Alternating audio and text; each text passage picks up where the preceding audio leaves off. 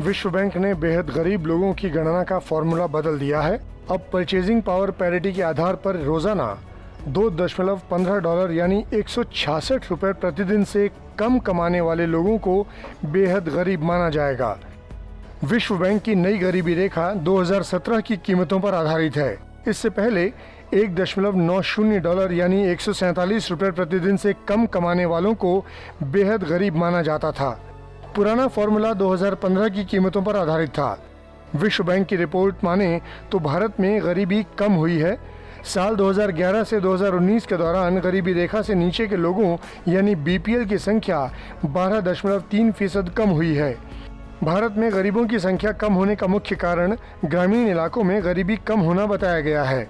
हालांकि कई रिपोर्ट बताती हैं कि कोरोना ने भारत समेत दुनिया भर में करोड़ों ऐसे लोगों को गरीबी रेखा के दायरे में धकेल दिया जो बेहद गरीबी के दायरे से बाहर निकल पाने में सफल हुए थे। इनके अलावा मध्यम वर्ग के भी करोड़ों लोग महामारी के कारण बेहद गरीब हो गए। विश्व बैंक के मुताबिक बेहद गरीब लोगों की कुल संख्या में कमी आने का मुख्य कारण गरीब अफ्रीकी देशों की क्रय शक्ति में सुधार आना है। पुराने फॉर्मूले के हिसाब से दुनिया के कुल बेहद गरीब लोगों का 62% हिस्सा अफ्रीकी देशों में निवास करता था।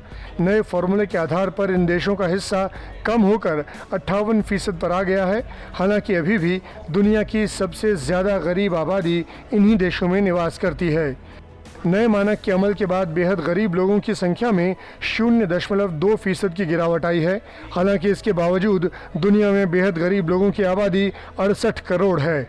इसका अर्थ हुआ कि 68 करोड़ लोगों की रोज़ाना आमदनी 166 रुपये से कम है। इस वीडियो पर आपकी प्रतिक्रिया कमेंट सेक्शन में दें और देश और दुनिया की खबरों के लिए सब्सक्राइब करें आज तक।